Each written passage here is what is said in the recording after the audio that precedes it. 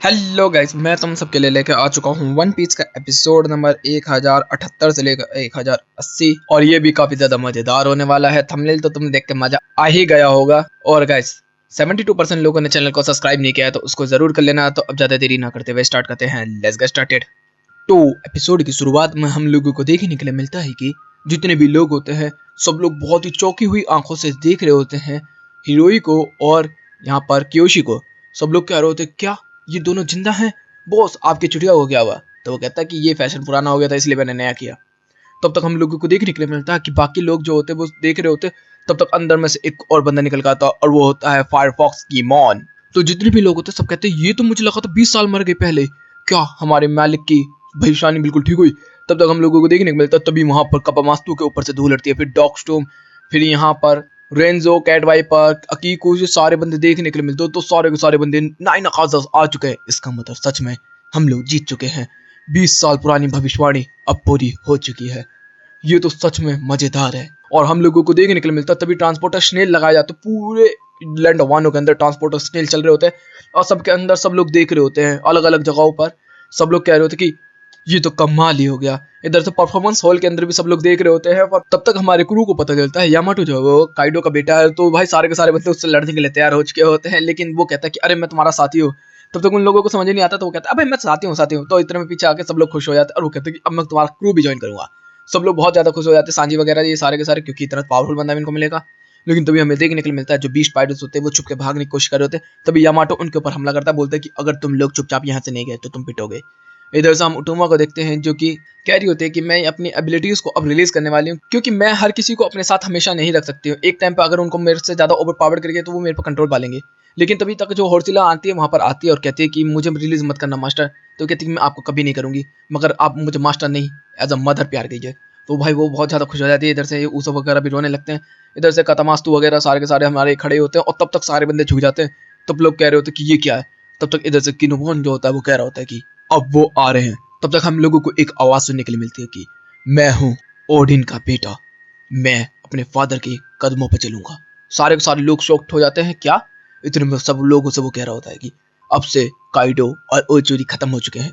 जितना चाहो लोग खाओ, जितना पीना है पियो, जितनी भी गंदगी है उन सबको साफ कर दिया जाएगा। जितनी भी फैक्ट्रीज चल रही हैं इन सबको खत्म कर दिया जाएगा। कोई भी भूखा नहीं सोएगा। जिसका जितना व्यापार करने का मन करता है वो करे।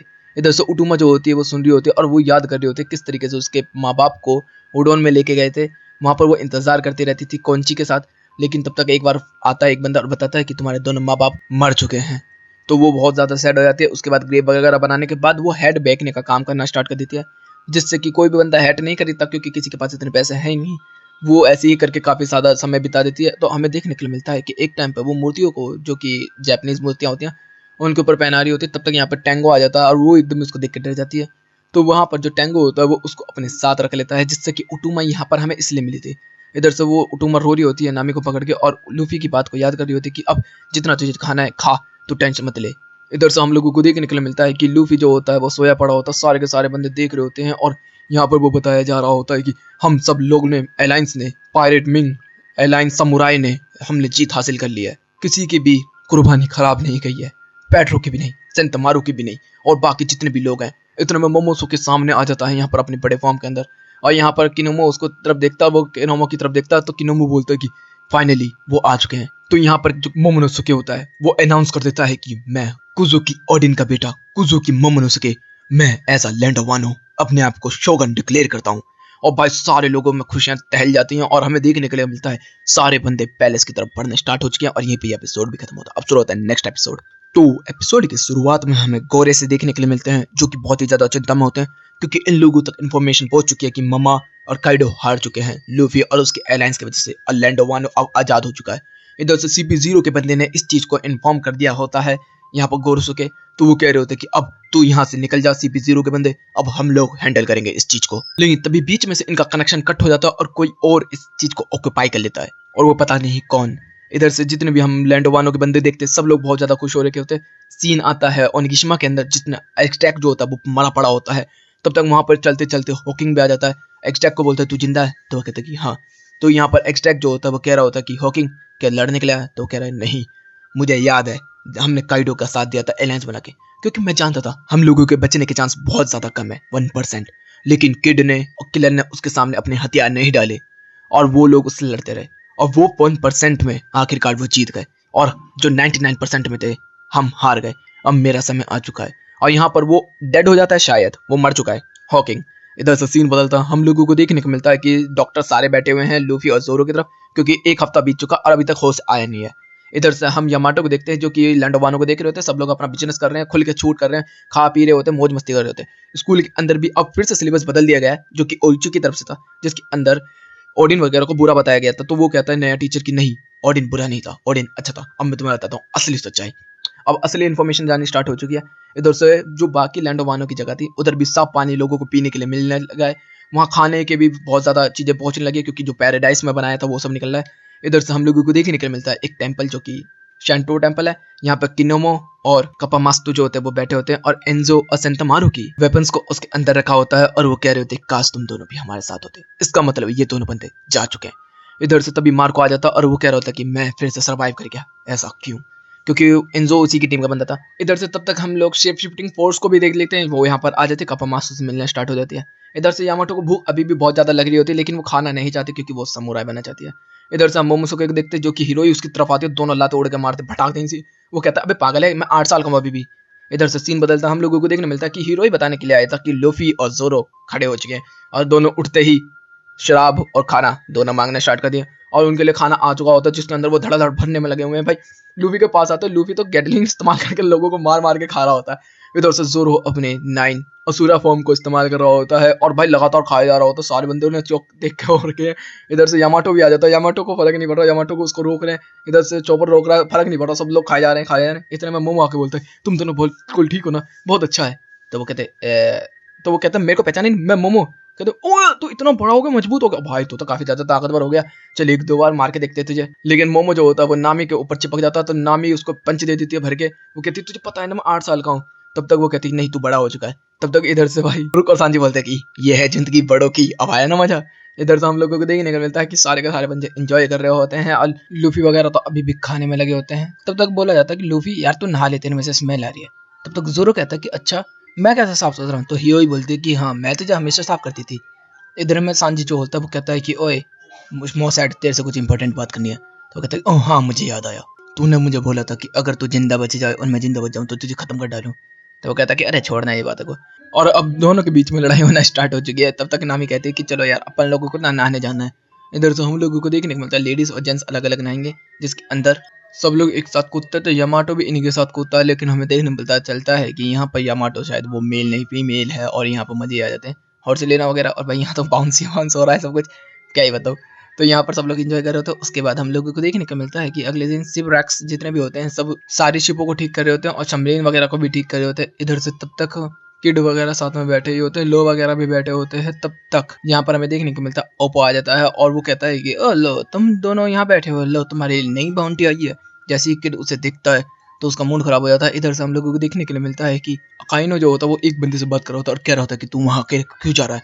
और हमें एक बंदा देखने के लिए मिलता है जिसके पीछे एडमिनल लिखा हुआ है। और यहीं पे ये एपिसोड भी खत्म होता है। अब शुरू होता है नेक्स्ट एपिसोड। एपिसोड की शुरुआत में हम लोगों को गौरे से देखने के लिए मिलते हैं, जो कि न्यूज़पेपर पढ़ रहे होते हैं और बहुत ही ज्यादा गुस्सा कर रहे होते हैं, और कह रहे होते हैं कि ये कैसे हो सकता है, उसके नाम के आगे टी कैसे लग सकता है, हम लोगों ने तो बोला था रिमूव करने के लिए। लेकिन इधर से हमें देखने को मिलता है कि वही मार्गन जो कि न्यूज़ पेपर्स बांटता, पूरी दुनिया के अंदर न्यूज़ पेपर बिछा दिया, और कहता है कि मैं केवल लोगों को सच्चाई दिखाऊंगा। और यहाँ पर 2 एम्परर्स के बारे में बताया जा रहा होता है कि वो डिफीट हो चुके हैं एक अलायंस के द्वारा, जिनकी बाउंटी अब 3 बिलियन हो गई है। Kid, low and monkey D Luffy.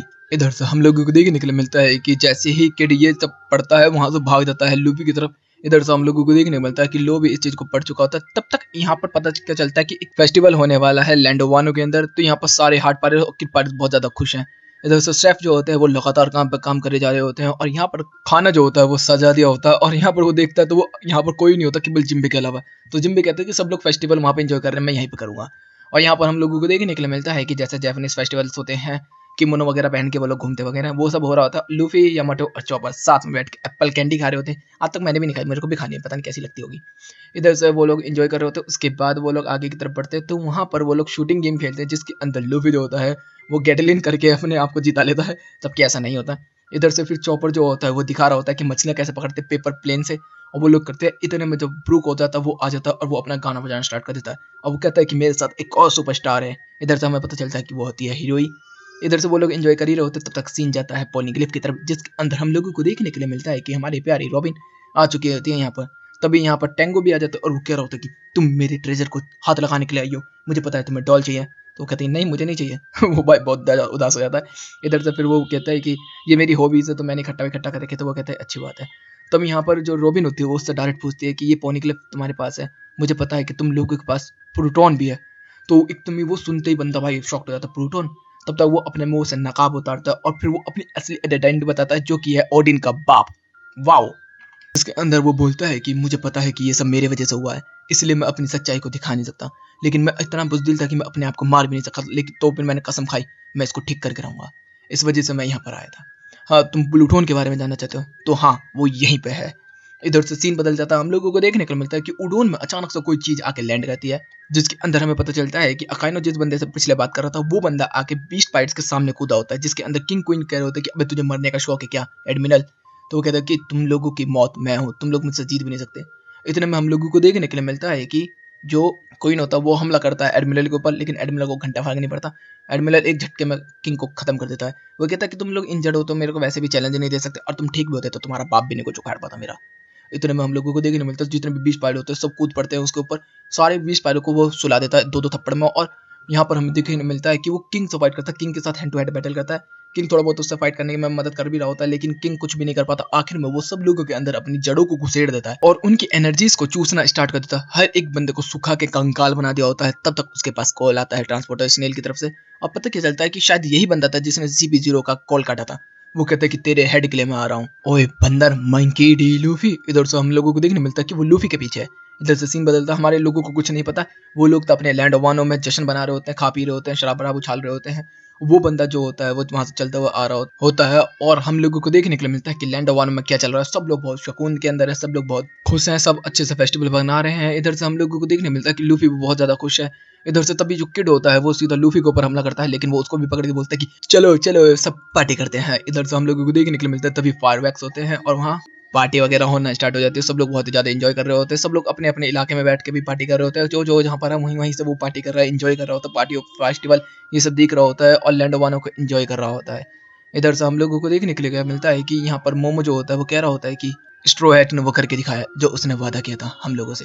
तब तक इधर से जो किड होता है वो लूफी के ऊपर चिल्लाने लगता है और बोल रहा होता है कि तुझे पता भी है तू क्या बन चुका है। तो कहते क्या, तू है एक अब। इधर से हम लोगों को बताया जा रहा होता है कि 2 एम्परर अब जा चुके हैं इस दुनिया से, तो 4 नए एम्परर आए हैं, जिसमें से है बगी द क्लाउन, दूसरा एम्परर है द ब्लैक बियर्ड, तीसरा एम्परर है रेड हेयर शैंक, और चौथा अभी अभी बना है मंकी डी लूफी। इसका मतलब अब ये भी एक योंग को मतलब एम्परर बन चुका है। इधर से हम लोगों को देखने के लिए मिलता है कि वही एडमिरल जो ग्रास वाला है वो चलता हुआ आ रहा होता है, और वहाँ पे पेड़ उगते हुए जा रहे होते हैं, और जो भी बंदा उसके सामने आ रहा है उसको वो चूसता हुआ जा रहा होता है। अब वो कह रहा होता है कि तुम लोगों का खेल खत्म, स्ट्रेट, और यहीं पे एपिसोड भी खत्म होता है। तो यहाँ पर न्यू एडमिरल कमेंट बॉक्स में डाल देना, और योंग को लूफी डाल देना। तो गाइस वीडियो चल गई तो वीडियो को लाइक कर देना, चैनल को सब्सक्राइब कर देना, कमेंट बॉक्स में अपनी प्यारी प्यारी बातें पढ़ देना। Okay guys bye bye, thank you for watching.